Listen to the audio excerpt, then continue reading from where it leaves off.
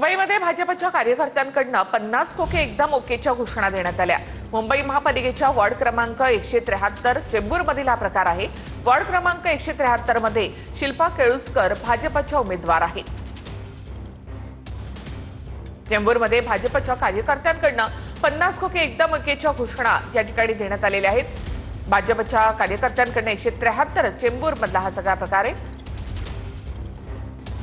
पेरलं ते उगवत असतं, यांनीच पेरलेलं यांच्या समोर ते उगवलेलं आहे। 50 खोके एकदम ओके ही घोषणा आम्ही देत होतो, आता भारतीय जनता पार्टी देते। मधल्या काळामध्ये आमचे मराठवाड्यातल्या हिंगोलीच्या आमदारांनी सुद्धा हीच घोषणा शिंदे गटाविषयी दिली होती। 50 खोके एकदम ओके। आता सुद्धा खोके शिवाय दुसरं कोणतंच काम चालू नाही। भाजपचं ते कोण महारथी त्यांचा शोध घ्यावा लागेल। बाबा अशी घोषणा देण्या अगोदर एकदा देवेंद्र फडणवीस साहेबांना विचार, काय परिणाम आम्ही केला आमच्या बंडखोरीनंतर, आणि त्याचा परिणाम आज आपण जे सत्तेत आहोत ना, त्याचं मूळ कारण ते आहे।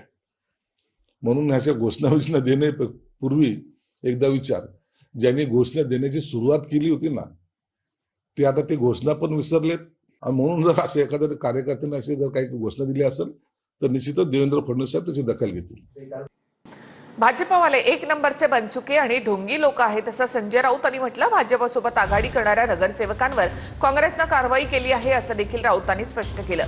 चव्हाणांनी 12 नगरसेवकांवर ससाण्यासारखी झडप घातली असं राऊत म्हणाले।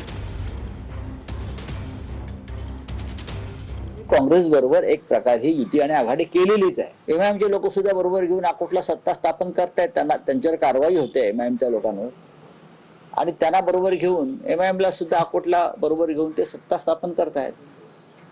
मी म्हटलं ना, हे एक नंबरचे बनचुके आणि ढोंगी लोक आहेत। काँग्रेस पक्षानं त्यांचे 12 नगरसेवक निलंबित केले भारतीय जनता पक्षाबरोबर आघाडी केल्याबद्दल। भारतीय जनता पक्षानंही कारवाई केली काँग्रेस किंवा एमआयएमशी युती केल्याबद्दल, पण काँग्रेसनं उमेदवारांना त्यांच्या नगरसेवकांना निलंबित करताच रवींद्र चव्हाण जे भाजपचे प्रांताध्यक्ष आहे, त्यांनी त्याच काँग्रेसच्या नगरसेवकांवर ससाण्यासारखी झडप घातली।